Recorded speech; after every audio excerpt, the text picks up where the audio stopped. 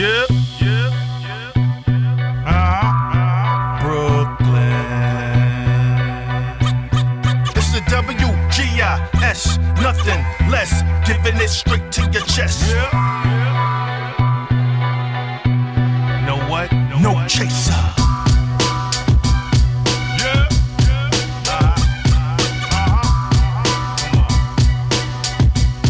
What's the name? It's the WGIS, nothing less, giving it straight to your chest. No chaser. Good evening, good evening, good evening. Welcome to another edition of the WGI Sports Rundown. Tonight, Ja is not in today. He's on vacation, but I got a special guest, Del the Funky Homo Sapien. Sir, how are you, What's sir? happening? I just want to let everybody out there know that tonight's show has been hijacked by shenanigans and chicanery. So you never know what's going to happen. Listen, it's open mic night. That's what it is. You know what I'm saying? Shots may be fired. I don't know. I'm not holding back this evening. Anyway, what's good, Del? How you been, man? I've been good, man. Been good. I see you changed your background. What's up with the change of the background, man? Listen, You trying to copycat? What's going on? I can't copy your background. That's old school right there. That's the the 80s, 70s uniforms. No, dude, that's the 60s. 60s? Yeah, that's actually my uncle about to tackle O.J. Simpson. Is that the Tampa? It's Buffalo. Yeah, That's Buffalo and Houston. Houston Oilers. All right, salute. All right, shout out to your uncle, sir. Big shout out, and yeah, definitely rest in peace. And I'm doing my background in lieu of this evening's main go-in topic, which is the NFL wrap-up. So we're getting close to the season, but before we go in, I want to start off by giving a special thanks to all our sponsors, starting with Graphic Studios, or your photography and videography needs. Fat Boy Coffee, the delicious coffee, Variety Brewing. Want to shout out to those gentlemen over there. Sugar Water Radio, Sugar Water TV, Franchise and New Girl. Shout out to them. They're doing big things. Make sure you tune in. I don't even know what days I think it's Thursday, but I think they moved it. I think they're actually on hiatus at the moment. They are on hiatus. Okay. But listen, if you're an up-and-coming artist and you need your stuff looked at or shout out or push, real estate, music real estate. That's where you want to go. Real estate is where you want to contact. Reach out. Go to www.musicrealestate.com or www.music-realestate.com and schedule your appointment. That way you can have a one-on-one comprehensive and make sure it's customized to your needs and your product. I have a little bit of inside knowledge because I'm actually a partner in music real estate. Salute. They're doing big things over there. I've seen that. I've seen the blessings of it. I've seen a lot of new artists come through and put their stuff up there, including returning artists. And franchise is busy. Franchise is definitely busy. I love it. I know New Girl is also busy, but I'll keep that on the hush. I don't know if you want to leak that information out, but they're working on big things. Yeah, they are working on big things, but it's not anything that can be let out to the public. Okay, so she's working on movie deals. So that's that. So definitely check them out. Sugar Water Radio, Sugar Water TV, and New Music Real Estate or Music Real Estate. All right, and Dell is part of that partnership. So definitely check them out. And last but not least, Inspire Motivational Tees.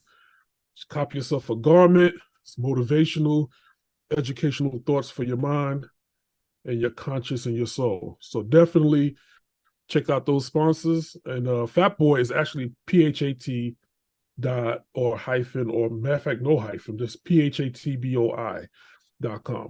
and graphics is graf-inks.com. So check those sponsors out. They're definitely doing big things. And let's get on to tonight's go-in topic, which is NFL. Oh, you got something to say, Doug? Yeah, but before we start, I want to send a shout out to our shadow sponsor, Uh-oh. Who's that? Lowenbrow. I knew it.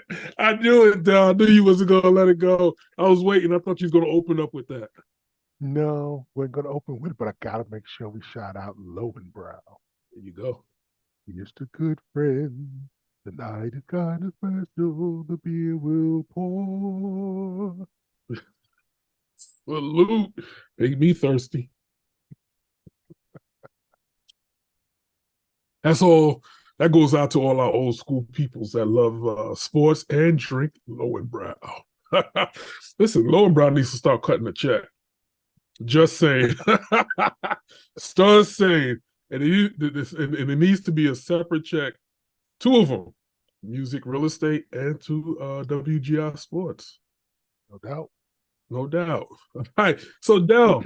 Yes, sir. How do you like this football season? What do you think? And what are you grading the top teams? So as far as like mid-season report cards? I'm going to be honest with you, man. The product that's been put on the field this season, subpar. Subpar. It's bad when every week Thursday night games, we know that they normally suck. But the Sunday games mirror Thursday night games.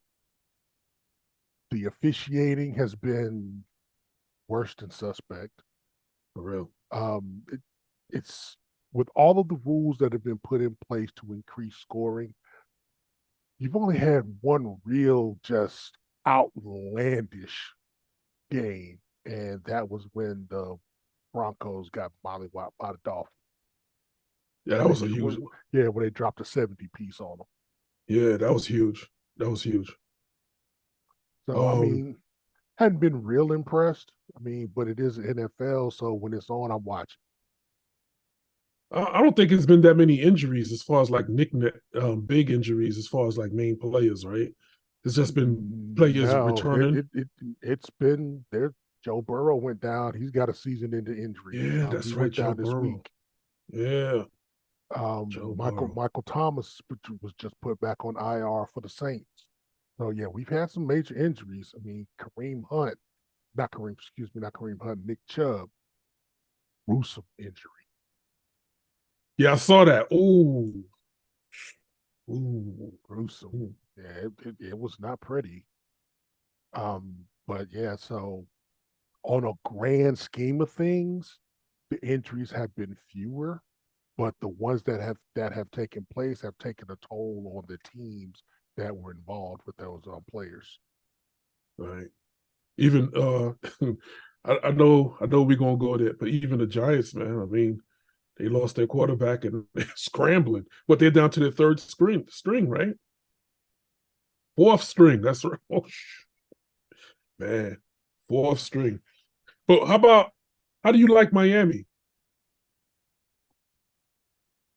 I knew that on paper Miami was supposed to look good, and for the most part they've lived up to the hype. But I think the rest of the league is caught up to them. When the Eagles beat the Dolphins, it gave everyone else a blueprint on how to approach it. So the clock struck 12, huh? Or at least 11:59. They're not quite pumpkins yet, but they're racing down that hill. True that. How about so my father-in-law, he's a big Dallas Cowboys fan, right? And the Dallas yeah. I feel for him. But go ahead. I'm sorry. I'm sorry. I'm sorry, father-in-law. I didn't mean to insult your team. But over here we have no love for the Cowbums. No, for sure. And he the other day in the hospital, he's doing well. He's fine. But he said that his nephew's Washington, what's the name? Commanders fan. He said, he needs to leave them. And I'm like, but the Washington Commanders aren't a bad team. They're better than a lot of teams in the NFC that's at the bottom, which is the Giants, them. Well, it's not that many teams in the NFC right now that's doing too well. Think about it. Well, no, you can't really say that Because because uh-huh. the 'Cause I only was the only the only NFC conference that's just trash right now is the NFC South. with Panthers, Panthers, Saints, Falcons. Falcons, and the Bucks. Right. Nobody in that division has a winning record. Yeah, I know. I mean, the Saints are on top at 5-5. Falcons in second place at 4-6. And the thing about it is the team is going to come out of that division and make the playoffs. That's the bad thing. Yeah, I think they need to revamp that rule. They actually added an additional playoff spot, and that started last year. Well, actually 2 seasons ago it started. But you should you should not take a wild card position from a team that has a winning record just by the fact that you're the conference champ.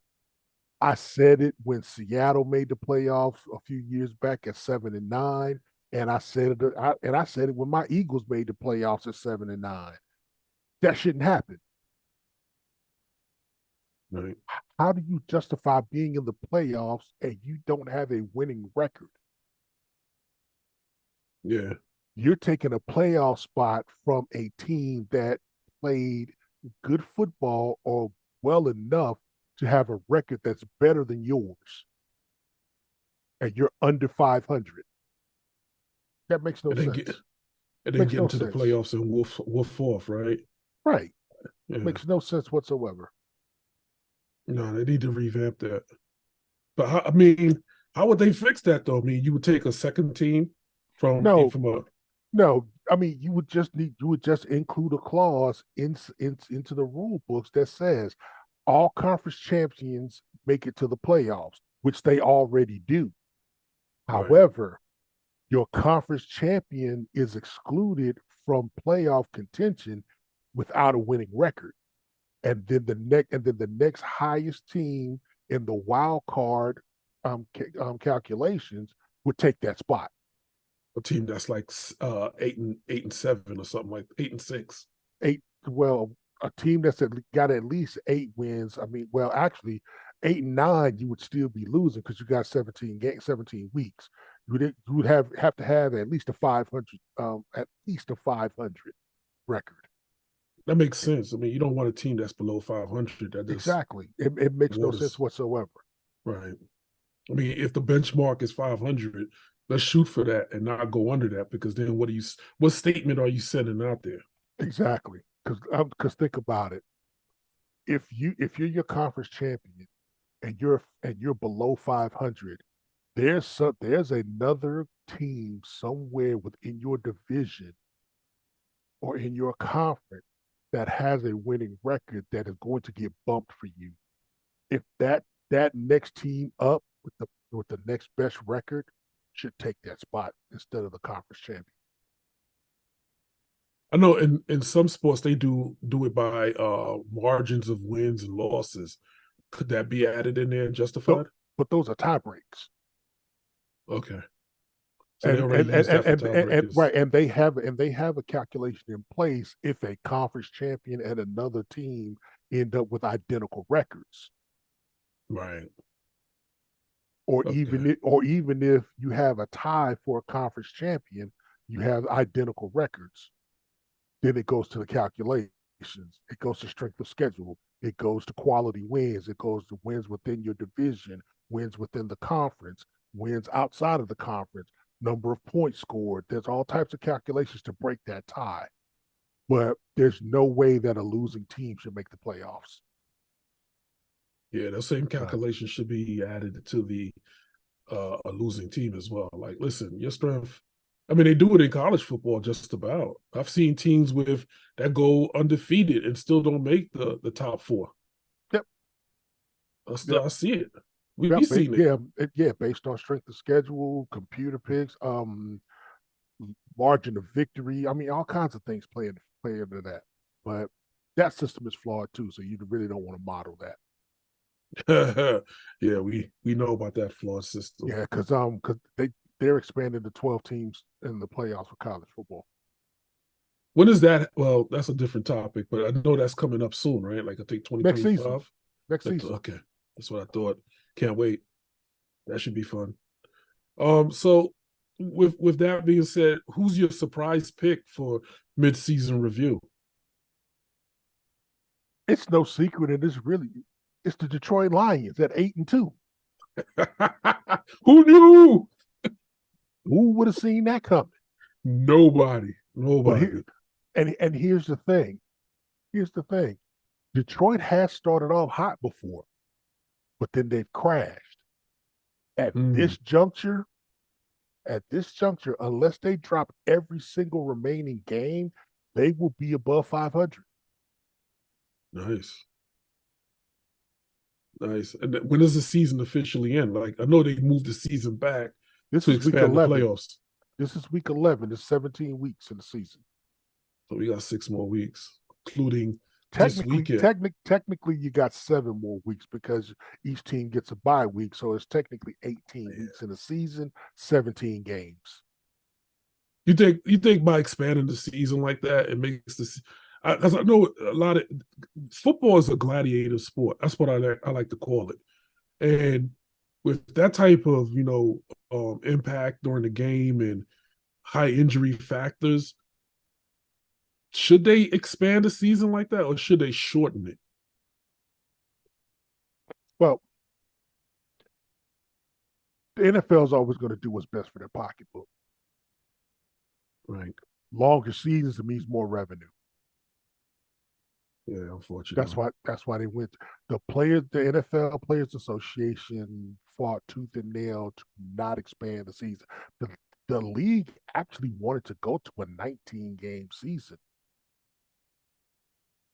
It's too much on those kids. And the NFLPA came back and said no.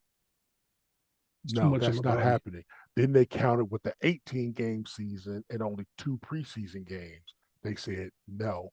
So the compromise was 17-week season, 3 preseason games. I wouldn't be surprised at some juncture they try to implement some mid-season playoff or tournament or something. With the way that the NFL rule book has been changed and the things that are coming within the next decade, NFL is going to be a flag league.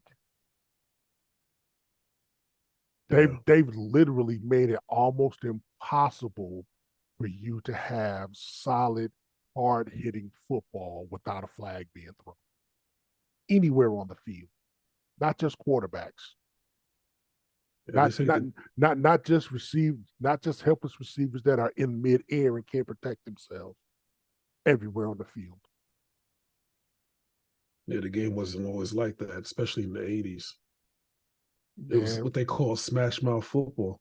Well, shoot, I started watching football in the tail end of the 70s. I was born in 71, so I started actually watching football around 78. And you can see the steady decline in just hard hitters.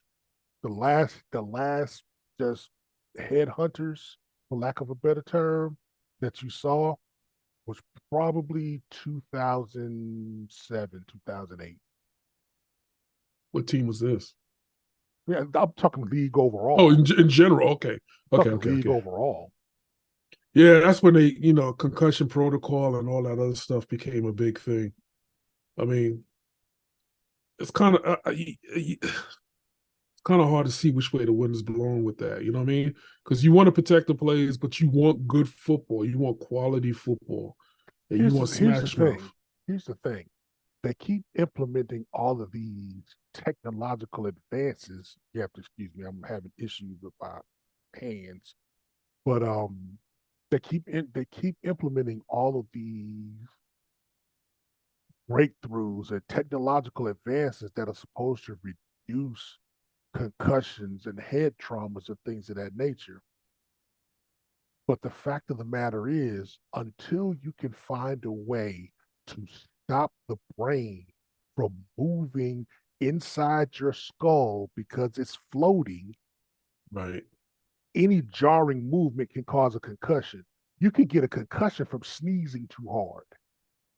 Yeah, that's when you see the blackness and the spots in Yeah, your you get the eyes. spot. Yeah. Yeah, I mean the bright light. I mean, you can get a concussion from sneezing too hard until you can figure out a way to keep the brain itself stable inside the skull.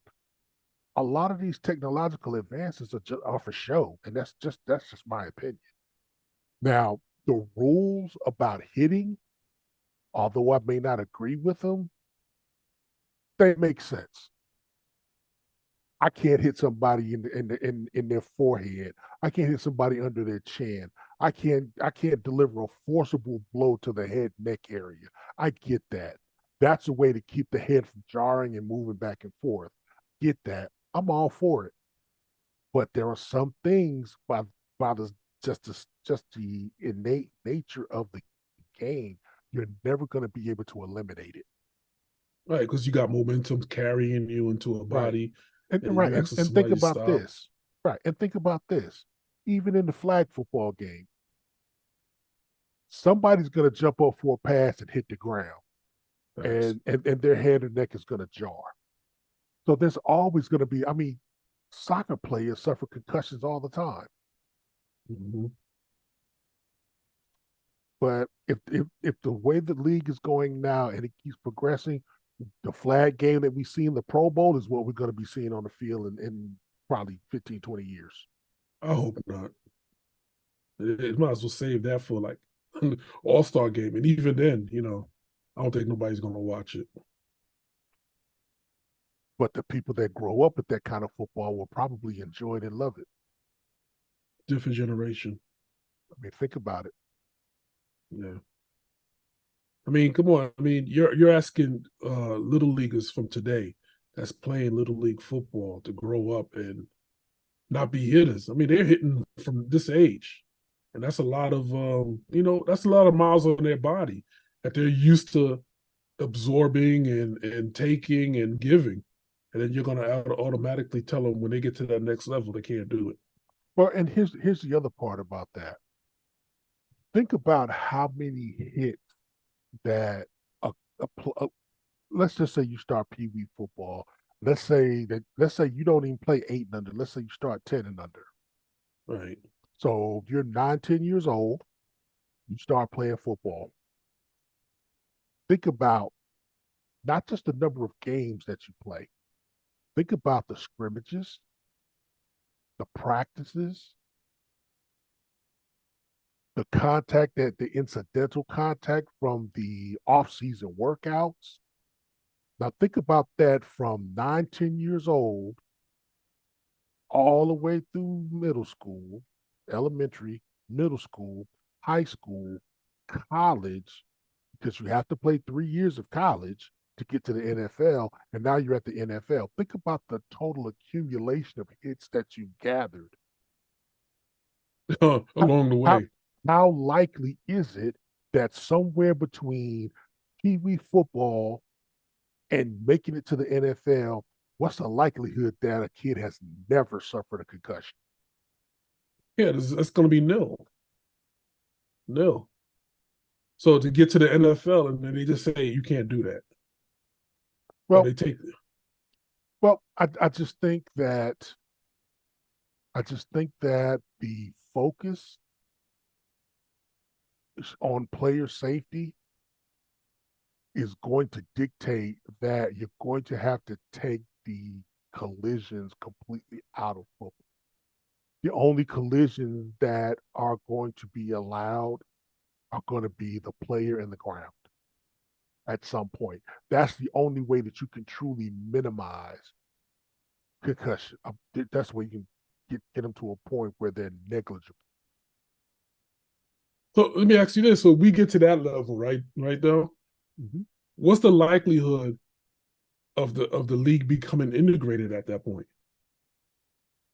What's stopping it from being integrated? Nothing at that point, wouldn't you say? What do you mean integrated? You mean adding female Adding players? women, yeah. I mean, there's still only going to be a few that possess the speed, power, and quickness to be able to keep up. There are some exceptions, but it's not going to be the norm. Right. It's not going to be the norm. They're still going to need to have their own separate league. But thank goodness. Now, I mean, no knocks to now, women. now, I'm not trying to disparage it, but now there are leagues now that are co-ed. Hard hitting, nose Well, tackling. no, I'm not. No, not full contact. I'm talking flag. Gotcha. Yeah, there are co-ed flag football leagues, but if you get to that point where you're playing a professional flag in a professional flag, the only way that it's going to be equitable is as far as bringing men and women together to play together, is that there'd have to be a mandate to the number of women that would be on a team. Hmm. Or it's gonna be sparse. You're gonna have one or two here, three or four there, none over here. So that's the only way that it will be equitable is if you have a quote unquote co-ed league, just like with co-ed softball, a certain percentage of your team has to be female. Right. That's the only way that will be equitable. I don't know if I'm feeling that though. I'm used to the hard knocks. It could be entertaining, but again, the way that things are going, they're gonna take all of the collisions out of the game in the next 15 to 20 years. That's what If logic could do.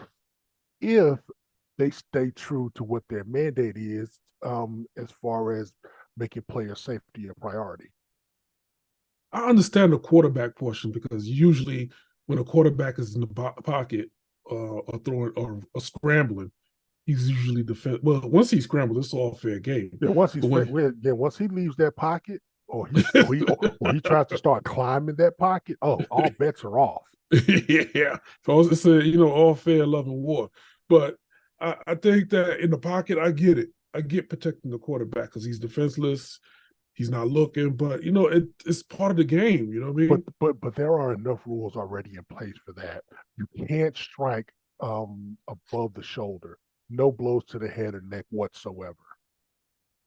Once the quarterback releases the ball in the NFL, you have a 2-step window. If you take 2 steps and the ball has already been gone, you cannot hit the quarterback. It's a flag. It's a flag. I've seen some defensive ends try to leap and use that to their justification. That's the tackling the quarterback. And you can't launch yourself into the quarterback, especially if you contact above the shoulders. Right. You can't do that with anybody. But you put yourself in danger too. Exactly. You can't lead with the crown of your head. I mean, all of that's already in place. I think that for the way that the game is structured and played now, safety protocols are at their max. The only way, and again, this is my opinion, the only way that you can start to actually truly escalate player safety is to dial back on the types of hits that can be delivered. And you're talking that's about the only way. And you're talking about training, like retraining coaches from there. But they've already started. They started doing that years ago. But until you physically take the physicality and the collisions out of the sport, I mean, I think that you've pretty much done everything that you can at this point. I don't see it, man. I don't know. You're taking the sport away from the sport itself once you do that. It's no longer stadiums back. You're talking scab football. Because I'm going to be honest with you, the way that I played when I played ball, yeah, man, I'd go broke from fines. I mean, that's just bottom line. I would have went broke from fines if I had made the league. Because you were trained a certain way, and you just had to. Because it was a much more physical game. I mean, Right. it was whatever it took. Right. Listen, I ain't gonna lie to you, man. As soon as you put me out there in the cold and I get hit, listen, coach, I'm My good. my favorite defensive players would not make it in this era of football. Players like Benny Blades, players like Steve Atwater, Ronnie Oh, Lott. I mean, Ronnie Lott. Oh my I gosh. mean these cats. Bruce I mean Smith. Carnell Lake, Mel Blunt. None of these guys would be. Dick Butkus. None of those guys would be able to play in this era because they were too physical based on today's rules. Oh, damn. Well, it's time for a moment of silence on football if we're gonna lose it. So, and so we get to the hottest team. Who do you think is the worst team right now that isn't um playing to their full potential? Like they could be, they're playing as hard as they can, but they just ain't making it. They just can't cut it. I don't see any team like that No? because no, because the teams that suck for a reason. Facts. Facts. I So don't ain't see. nobody throwing games right I now. don't see. I don't see any team out there that's playing their hearts out and it's just not working for them. The ones that have bad records, you can see on tape why they have bad records. Battle You lines. you know why the Panthers are 1-9. You know why the Cardinals are 2-8, 2-9. I mean, it's no question about it. Um, Now teams that are playing far below their potential, Los Angeles Rams, um, based on potential, the Chicago Bears, um, Minnesota kind of gets a pass because they lost their starting QB. But it was Kirk Cousins. Right. And Right. before they lost to Denver the other night, they won a 5-game win streak Minnesota. with Josh Dobbs at quarterback. that kid. So there's a lot of potential on that roster. They just got to find somebody that can make it click. Right. What do you think about the Raiders? I think that I told everybody from get-go, Jimmy G was not the answer. Yeah, you did. I said it loudly and I said it often. Jimmy G, not the answer. Jimmy G is not a franchise quarterback. Jimmy G will never be a franchise quarterback. You think He's Antonio Pierce he's seen that? gun shy. Jimmy G is not a franchise quarterback for the same reason that Marcus Mariota is not a franchise quarterback. They are gun shy. They if pressed, they will try too much and make dumb decisions. I can see that. The Raiders need to draft a top tier bottom line. You think somebody And like Caleb? nope, I mean to cut you off. No. no, no, no, no, no, no, no, no, no, no, no, no. Is it Caleb or Caleb? It's Caleb. No. Caleb. Right. The Raiders should be looking at Daniel at Really? LSU. Okay. This man is top 5 in every QB category. They should be looking at Daniels, and this is if they have a top pick, because the Raiders made some bonehead moves in that Garoppolo trade, so they might not have a pick in the first round till late first round at best. Bo Nix is not going to be on the board when they draft. He just won't be. Right. Bo Nix is going to be gone. Top 2, top 3. Depends on who's holding those picks. Gotcha. Carolina won't have a first round pick, even though their record is horrible because they gave away their picks in order to get Bryce Young. He's struggling. Kyler Murray is not the answer in Arizona, even though they gave him that big extension, which I said from when they gave it to him was stupid. They should have made him play another year. They gave him his extension with 2 years left on his contract. They could have made him play that fourth year and then decided to pick up whether or not to pick up his fifth-year option. But they gave him an extension at year 3. Bonehead move. Because up until that point, he had shown nothing to say that he was worth what a franchise starting quarterback salary would be.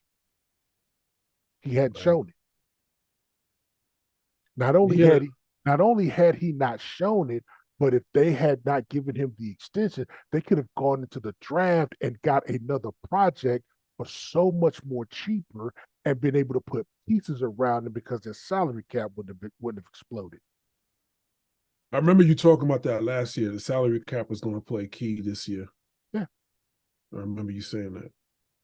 And yes, and Phoenix had a team around them, around Kyler Murray. I mean, they didn't have, but they had a good defense, right? Didn't they? Was it the defense? No, I can't remember. It was all three of us. We was on the chat talking, and we said Phoenix has a good. That was Kyler's rookie year. Okay. Because it was his rookie year 3 seasons ago. Rookie year, because the roster that they had around him was solid. He was on a rookie contract, but they flubbed free agency. And then Kyler lost his freaking mind in the playoffs, and I don't know what he showed up as that day, but he was horrible. I remember that. But they imploded halfway through the season. That was the year that I said that Los Angeles was going to win the Super Bowl, and everybody thought I had 3 heads. It was stupid, but it came to pass. I remember that. That's when you and franchise went at it. Yep.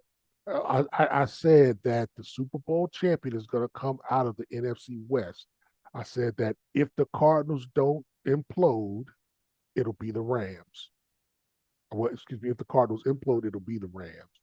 And then I said it from before the first kickoff that the Los Angeles Rams would win the Super Bowl, and they did. I remember that. I remember that very vividly. And franchise tried to challenge you, and he made it an economical thing versus what you were betting on, which was better. Well, actually, that was the playoffs. That was Philly getting to the Super Bowl instead of San Francisco. That was this past season. Okay, so I'm confused with all kinds. I need to stay in my lane. I'm stay right here and sit in my. I'm mixing 2 seasons in one. Listen. Yeah. That was he was talking about why the NFL was going to make a strong push to have San Francisco make it to the Super Bowl because of this, that, and the other. And I was telling him, no, Philly's going to the Super Bowl. They may not win, but they're going because it's just a right mix, it's the right ticket, and there's going to be more people watching with that going on. But you got to remember, San Francisco went to the Super Bowl the last time they went. They laid an egg. Yeah, they did.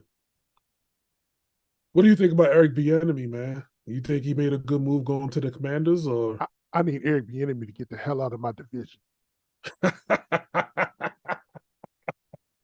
Oh my gosh! The Raiders need to hire his ass right now because they're not going to the playoffs. Hire his ass right now. Get him out of my division because that dude has had our number. He had our number in the Super Bowl. He's had our.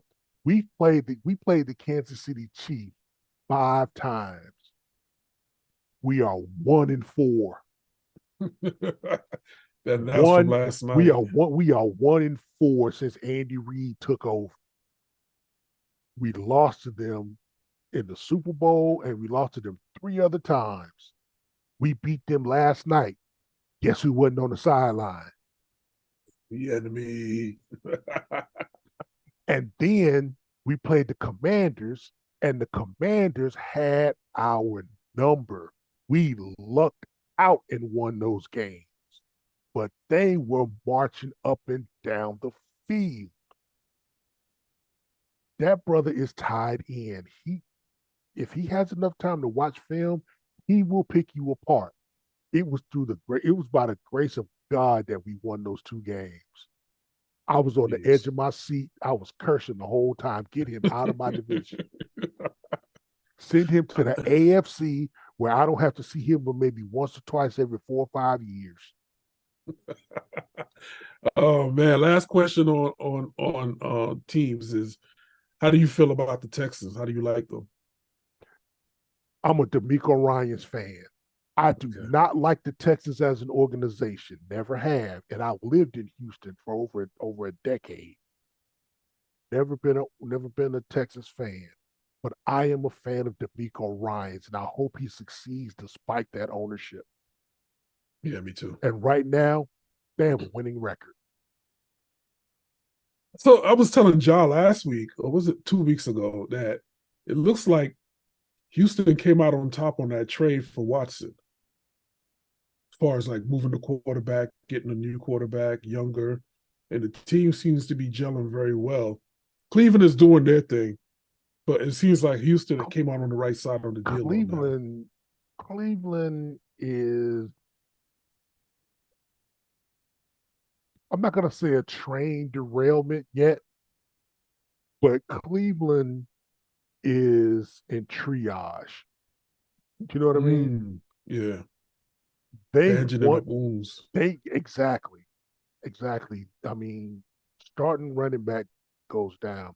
Deshaun Watson hasn't played a full season yet. He's been available to play a full season this season.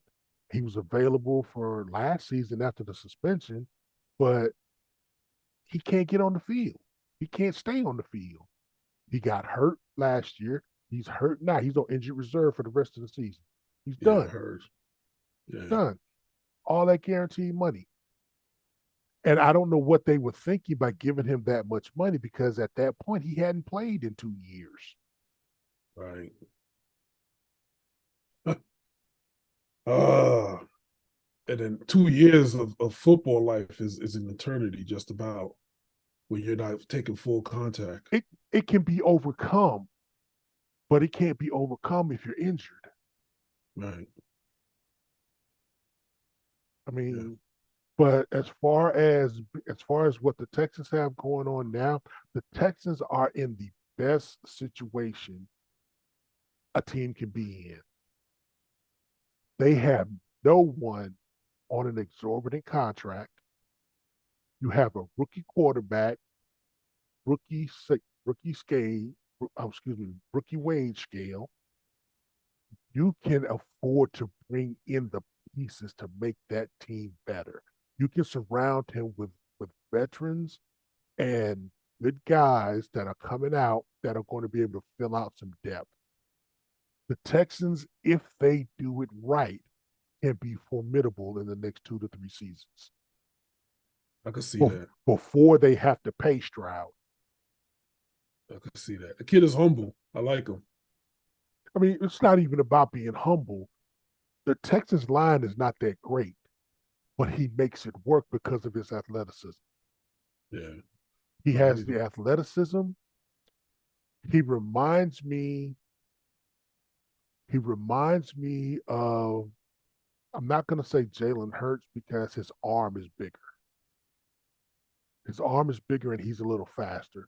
But from a cerebral standpoint, he reminds me of Jalen. A more athletic Jalen. Ooh. So you surround him, you switch quarterbacks, you got a problem. Oh yeah, And he's only a rookie. yeah. That's good. I say, yeah, you got a problem. I know I said I was going to end it with the Texans, but I would be remiss if I didn't mention Josh's team, the Jets.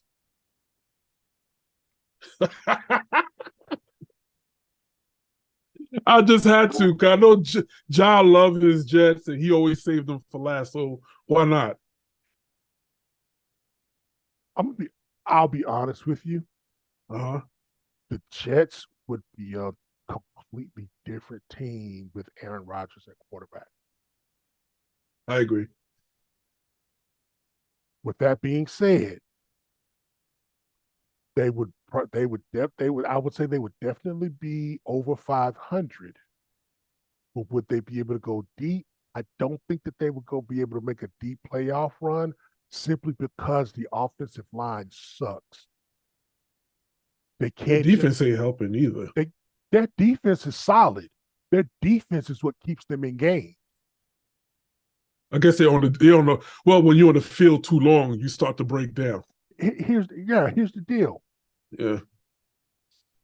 Zach under center has shown for 2.5 seasons he's not the answer.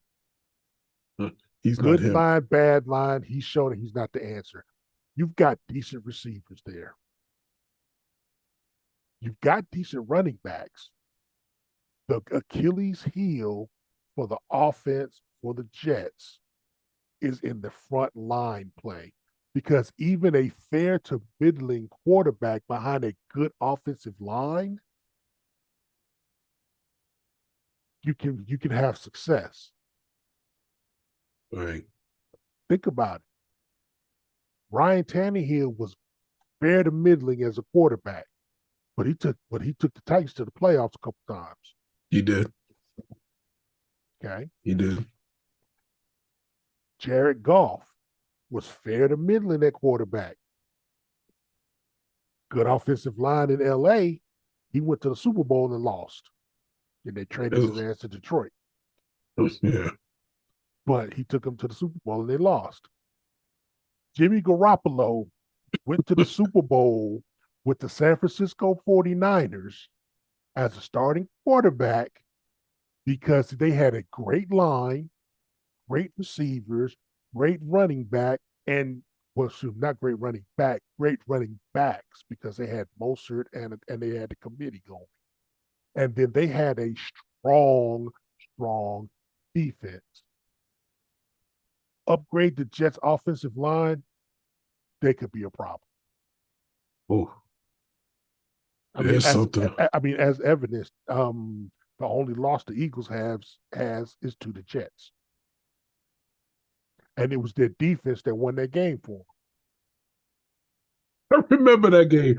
That was a horrible game. Oh my gosh. That was a horrible. I was like, are you kidding me? It was their defense is solid. So when you watch this, John, just know I was fair, I was unbiased, and I said it like it is. Your team has a good defense. Your team has good skill position players. If your team upgrades their offensive line and they get rid of Nathaniel Hackett, the Jets can be a problem. And that's pretty big for you to say, because for years, Jets was just like that team that you just like, what the heck is their problem? They could never. They're like a 5-win team. The Jets would have been a lock for playoff contention with Aaron Rodgers at quarterback, because and the reason I say that is because Nathaniel Hackett would not have been calling the plays. Aaron Rodgers would have been calling the plays from the field. Whole different mix, whole different ball game. And he talking about coming back soon. That's even if they make the playoffs. Don't pay no attention to that, because there'd be no sense for that. Yeah, not this season for sure. I mean, because come on, think about it. You tore your Achilles. Yeah, you're gonna come back. You're gonna come back in less than a full season and try to play at a high level, and you've only taken preseason snaps. That makes absolutely no sense whatsoever. Yeah, just take the year off. Come back next season, right? Yeah, that makes no sense whatsoever.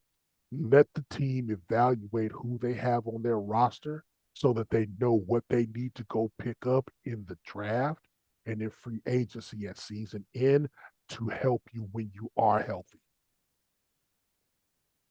Makes sense. Because like I said, with him under center, and if he can come back and be 80% of what he was, the Jets will be a problem. At least for their division anyway. They're going to be a problem. So that's Buffalo and because New England. that division is falling off. Yeah, Buffalo. Josh Allen has notably regressed. Yeah, he has. Tua and the Dolphins have stepped up, and then you have the Patriots, who are about to draft another quarterback because Mac Jones, he's out of there. He's out of there. Mac and cheese is done. Yeah, you can see it, man. You can see it. Yeah, it's a lot of regression going on in the AFC East. Everybody talks about USC quarterbacks, but if you notice,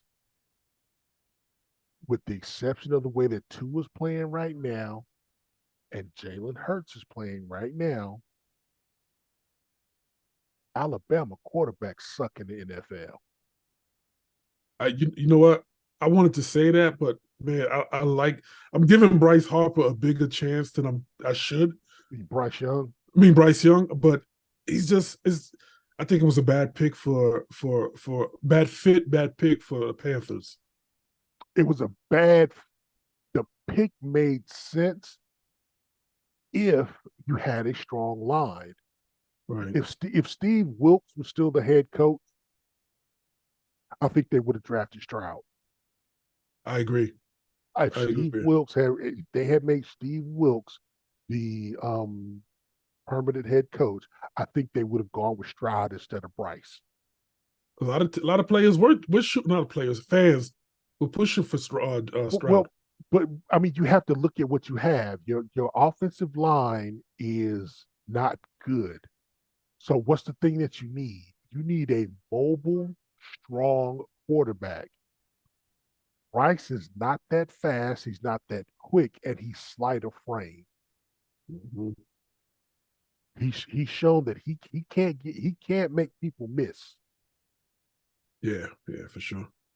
And whenever the center snaps the ball to him, it's like the Red Sea parting. I mean, this man has 4 or 5 people in his face every pass play. Listen, so I think for some reason, and it's just my opinion, that I think a lot of people hold that Heisman Trophy as a badge of honor when you go into the NFL draft. But you have to think about it this way. The Heisman Trophy is supposed to be awarded to the best player in college football. Right. It's 9 times out of 10, it's not. Was Devontae Smith the best player in college the year he won it? No. I'd say one of his teammates was better. I'd say Jalen Waddle was better. Right. Kind of like the same thing with Lamar Jackson versus Watson, right? For the Heisman. No. Lamar Jackson flat out won that Heisman. Lamar Jackson was flat out the best player in college football the year he won the Heisman. That's what I'm saying. Deshaun Watson was Deshaun Watson because of what he had around him at Clemson. And it's showing in the league. Yeah. It's showing in the league. So in that instance, because think about it. Bill O'Brien trades away DeAndre Hopkins. What happened to Watson's stats? Yeah. And that man wanted out. And then he's like, I'm not playing no more. I want out of here. So he sat. Yeah. Bad move, man. Bad move. Bad move.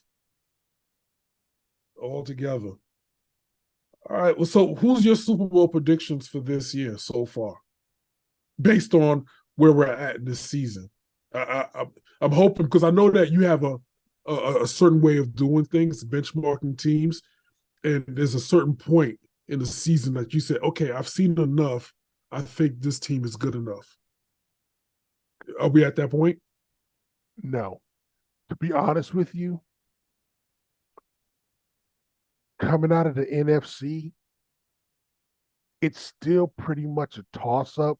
What's going to really tell the tale is what happens in the rematch between the 49ers and the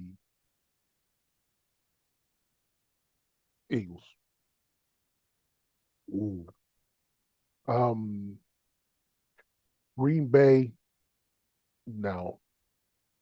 The teams that have shown the most promise, if Dak Prescott doesn't turn into the Dak Prescott that we normally get in the second half of the season, they can make a push for the playoffs. Do they go deep into the playoffs? It all depends on him. That's the most honest assessment I can give because everyone knows I'm not a Dallas fan, but that defense is like that. Are they weak? Are they weakened because of the injuries in the secondary? Yes, but overall, that defense is still solid. It is.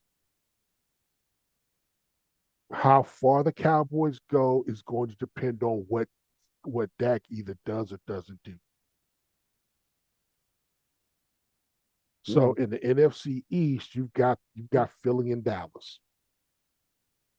NFC South, not a factor. Not a factor. NFC North, you've got the Lions and the Vikings. I like Detroit.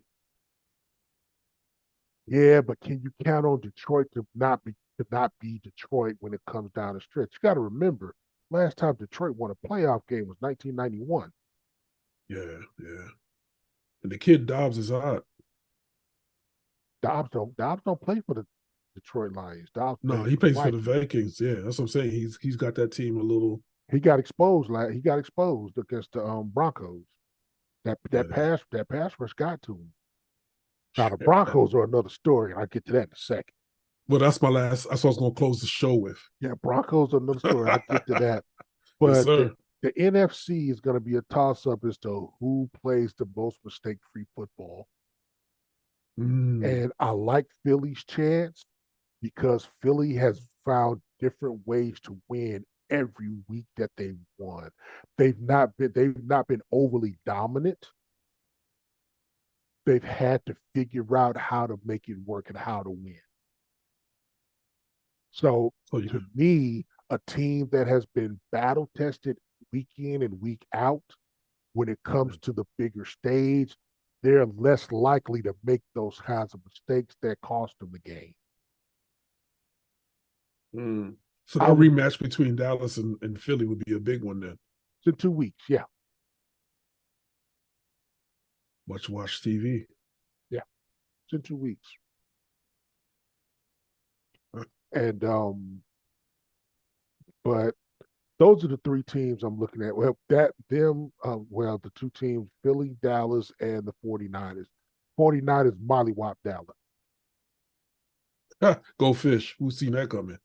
They mollywop Dallas. But since then, they've had some injuries. People are banged up. They haven't played as well. San Francisco's on a 2-game winning streak right now. They're 7-3. They're 7-3, and the remaining games on their schedule, I mean, it could be a toss-up. The remaining games on their schedule are Seahawks next week. Well, Seahawks this weekend, Eagles the week after that, Seahawks again, Cardinals, Ravens, and the Commanders. And then they end with the Rams. Yeah, I don't see. So there's a possibility they could maybe drop another 2. Right, that's what I was going to say. I don't see them losing too many based on that schedule. Yeah, they could drop another 2. Commanders might shock them. But if anybody beats them, I say they would lose to the Eagles and the Ravens. Not Seattle? You don't think they'll lose to Seattle? Yeah. Geno Smith is out, right? No, Geno He's Smith hurt? is playing. Well, okay. I just don't think they're consistent enough. Yeah, it's like they can win, but they're not consistent in winning. It's like they Yep. have little ruffles here and there that I don't know. Geno Geno Smith got to get Geno together. has brain farts in the middle of games. Yeah, I was just saying that he needs to get it together. He'll be playing well, then all of a sudden you're like, what the hell was that? Yeah, yeah. You can see him on But the yeah, sideline. but yeah, those are the three teams that you're looking for coming out of the NFC.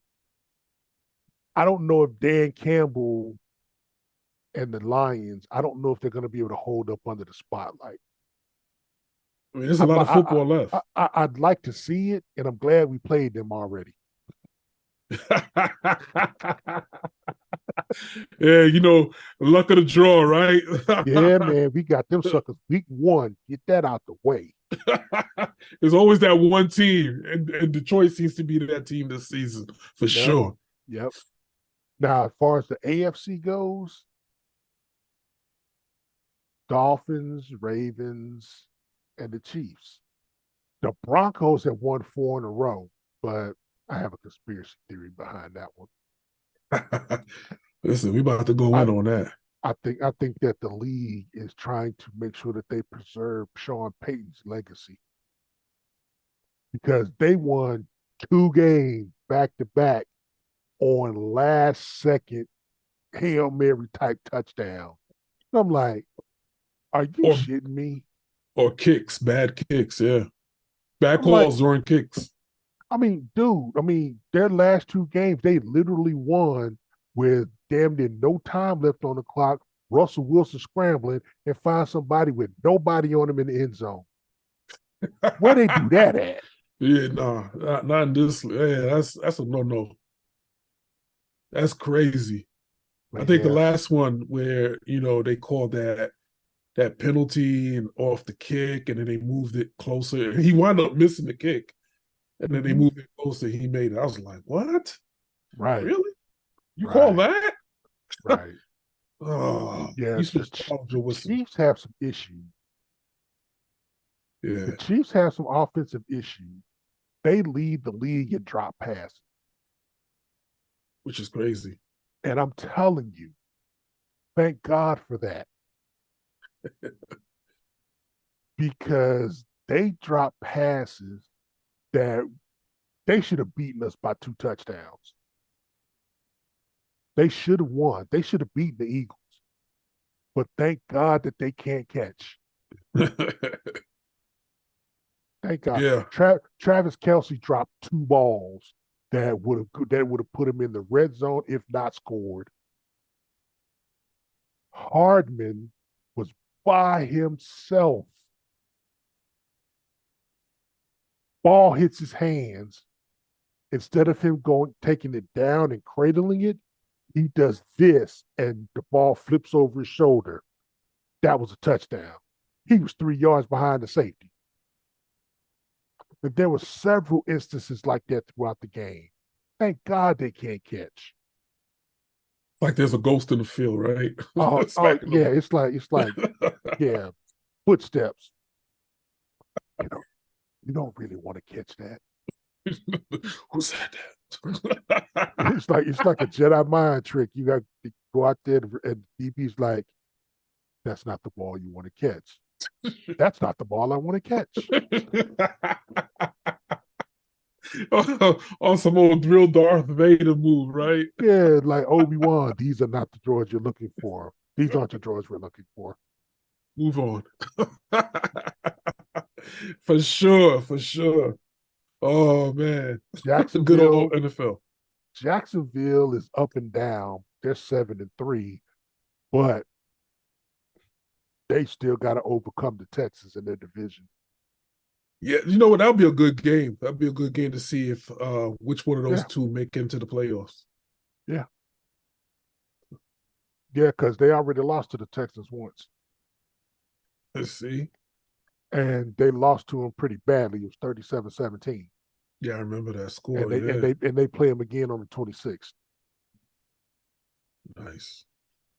Another must-watch TV. I'm telling you, these matchups are so key because they can make or break you going into the playoffs, because if you Right. can beat them in a regular season, and you Right. need There's no clear runaway winner right now. yeah, that's what I was gonna say.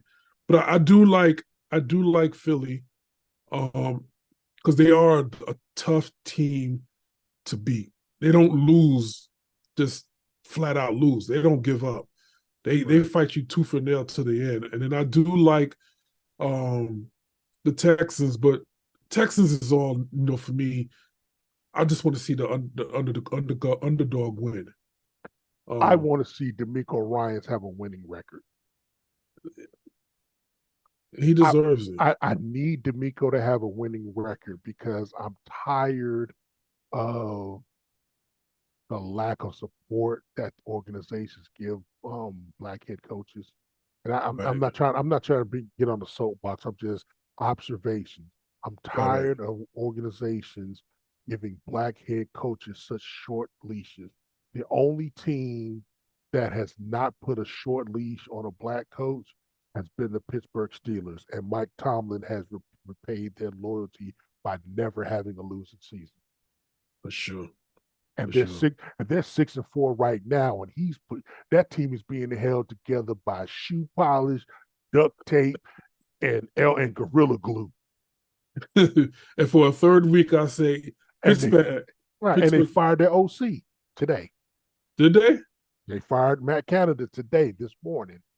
And Matt Canada should have been gone 2 seasons ago. Listen, Pittsburgh fans, just chill, man. Just chill, please.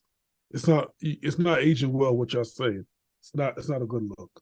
The man. I don't know if y'all want a championship every season, but it's just not gonna happen. It's not feasible. Other teams get better.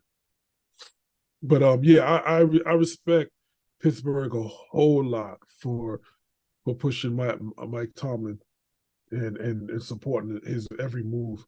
And he has repaid them with never having a bad season. Even when they had a bad season, he turned around it some way or another and made it to 500. Exactly. Not too many Exactly. coaches can do that. I remember when they said that they were in jeopardy of not having their first winning season. I think that was 2 seasons ago. Yeah. And he won 2 games in a row and made 500 Yep. And missed the playoffs by a field goal. by a field goal. Yeah. Yep. Yeah, I remember that. Yeah, listen, salute. And then also too, I like the Jaguars, only because of what took place with the former coach. That whole fiasco. It's good to see them finally get somewhere where they can actually look better than what they were. And that jackass is on the short list for the Michigan State job. Yeah, I heard. I heard. I heard. I heard. At the beginning of the season, I heard. Yeah. Matter of fact, it was reported that they were in the final negotiations of the contract to make him the head coach at MSU, but something happened at the last minute. They had to put a halt on it. Well, he must have fondled somebody out there or something. See. You trying to get the shit taken down before you even post it. That's that. Folks, that bullshit that Vlad be talking. I told y'all, gloves are off. WGISports has changed. Vlad be thrown. I just want y'all to know that. But in all seriousness, though, man, I have no respect for that dude, man. He may have been a great coach, but what he did in the professional league was atrocious. Some college coaches. What Urban Meyer did to University of Florida, and then again to Ohio State. If I was a college administrator, I wouldn't want him. Yeah. Wouldn't want him. And then what he pulled in Jacksonville, bruh, Yeah. stay in the studio. As long as you can ride that studio gig out, Yeah. make your 2-3 million, 2-3-4 million a year, stay there.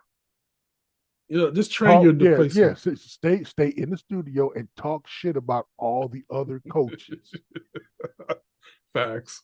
I mean, rest on your laurels. You have national championships.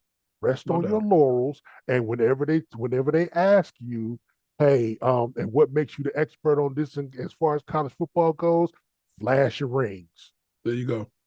There you go. Flash your rings. That's all you got to do. Which is what John Gruden should have done instead of going to the Raiders. Because anytime John Gruden, anybody time somebody started talking junk about why is Gruden talking all this smack, why is he doing this, why is he saying this, all he had to do was do this. All he Yeah, had to do was exactly. do this. This entitles me to my opinion. Well, Same way that Jimmy Johnson never went back into coaching, but Jimmy get to talk smack about every other coach around. And what makes Jimmy the person to be able to talk this, that, and the other? He got two of these. with the Cowboys. That's all he got to do. He's got two. Jimmy's the only coach that has won a Super Bowl and a national title There you go. in college. There you He's go. the only NFL coach that has done that. There's charismatic for you. No doubt. And There's the charismatic. Cowboys are finally going to put him into the Ring of Honor on December 30th. He should have been there. Dude, him and Jerry Jones been feuding ever since he quit. Well, you mean he left he left Jerry high and dry. No, he didn't leave Jerry high and dry. Jerry ran his damn mouth. Jerry ran his mouth, and if he had just shut up, Jimmy would have been there. They probably would have had at least 3 more Super Bowls, at least. Yeah, no, I agree. Because Jimmy was the de facto defensive coordinator. I mean, excuse me, GM. Excuse me. I'm thinking too far ahead. My brain moving fast. But Jimmy was the one that put all of those trades together. Jimmy was the one that hornswoggled the shit out of the Minnesota Vikings in that Herschel Walker deal. Jimmy turned the picks that he got from Minnesota and the other trickle-in picks from that deal and turned it into Aikman, Emmett, and Irvin. And some defensive players. That was a dynasty, man. I didn't think they would ever lose, man. But Jerry tries to say that anybody could coach the Cowboys and win a Super Bowl. Barry Switzer came in and won one with Jimmy's team. Yep. But he couldn't duplicate it. No, not even a little. When they started putting their players in there in the system with Jerry Jones as the last man with the last say on who comes in, right? They ain't been back since. There it is. If you can't get to the Super Bowl because you won't let the tuna run your draft room, you don't deserve to win. Facts. No, I agree. That's why Mike Holmgren, not Mike McCarthy, ain't gonna win because Jerry won't get out of the Cowboys' way. And thank God for that, because he's in my division. As long as Jerry's the GM, I'm good. No doubt. I'm good. He's gonna trip on the shoelaces all the time. No doubt. All the time. If they ever bring in a football mind to run the Cowboys organization and Jerry actually focuses on marketing and branding, we in trouble. We're in trouble. But he will never get out of his own way, so I'm good. I'm good. This man holds his own press conferences. We're gonna ride this out. It's the only dude that I know that holds his own press conferences like he's the coach. Only dude. Are you kidding me? Oh my God. Technically, he is the coach because he has final say on the roster. Yeah, he does. I mean, fortunately, in some cases. Well, Del, listen, let's close it out with Denver, man. And I wanted to close out with Denver because I remember us talking last year that, listen, Russell is done. Whatchamacallit seen something in Seattle, and it's like, yo, he's not it. He's not him. I knew when they traded Russell and they took Drew Lock in that trade that sent Russell to Denver. I knew Pete Carroll saw something that wasn't right. Pete knew. And Russell hasn't played the same way he played in Seattle since he's been in Denver. He's had flashes, but he's not the same guy. And in all honesty, I think that the reason that he looked like the guy when he was in Seattle was because of what was around him. Jesus. Because you couldn't load the box and play the run against Marshawn, and you couldn't play bubble zone because of Marshawn. You had to keep an extra line. You had to keep a linebacker in because he was a threat to hit the hole and take it to the house on any play, which made the defenses have to play more honestly. And that allowed Tyler Lockett and those guys to be open and make plays. And then you had the Legion of Boom defense that kept people from scoring. Great analysis. That's crazy. So Denver right now, this win streak that they're on, fluke, or it has nothing to do with Russell, just has to do with the defense. Look at who they played. Look at who they won. Look at who they beat. I mean, just look at it. Matter of fact, let's do that since we're gonna end on them. Yeah, let's go. AFC West, Denver Broncos. All right. They beat the Bears, losing record. Yeah. They beat the Packers. No Aaron Rodgers, Jordan Love first year as starting quarterback. They beat the Chiefs in a fluke. The Chiefs could not get nothing done because they couldn't catch the ball. I thought that was a fluke. They beat the Bills 24-22. The Bills gave that game away. The Bills gave that game away. Josh Allen gave that game away. And then they just beat the Vikings. So their last four wins are Packers, Chiefs, Bills, Vikings. None of those teams played their best football. So for them, it was just any given Sunday for Denver. And then upcoming, they've got the Browns, who have no real starting quarterback. Right. They've got the Texans, which they're more likely going to lose if the Texans play decent football. Right. Then they've got the Chargers. Then they've got Detroit. Then they've got the Patriots. Chargers again. They end with the Raiders. Yeah. That's a week. With the exception of Detroit, who knew, and Texans, if they play that like their heart out, or if they play, I can see them losing to the Texans. Right. I can see them losing to the Lions. Right. And I can see them losing to the Chargers. I don't know about this configuration of the Raiders, but I can see them losing at least three of those next, 5? Yeah, facts. No, three of those next 7. And watch them somehow or another make the wild card nonetheless behind that. Yeah. They could squeak actually, if they drop 3 and the rest of the division still plays, they can actually end up winning the division. Jeez. I mean, because not the Packers, the Chiefs have already lost 3. Huh. Oh, who's seen that coming? Yeah, the Chiefs have already lost 3. And right now, the Broncos are only 2 games behind them. Chiefs are 7-3. Packers are 5-5. I mean, not Packers. Excuse me, Broncos.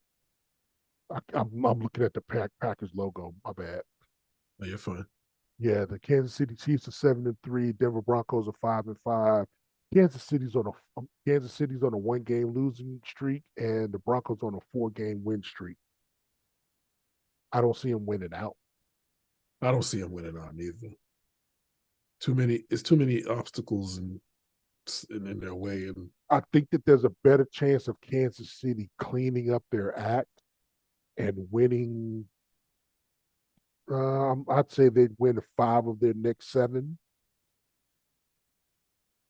I can see them winning 5 of their next 7 before I see the Broncos winning 5 of their next 7.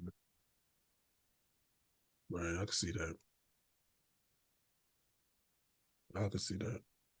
But yeah, man. Because they're in the 10th spot right now, so yeah.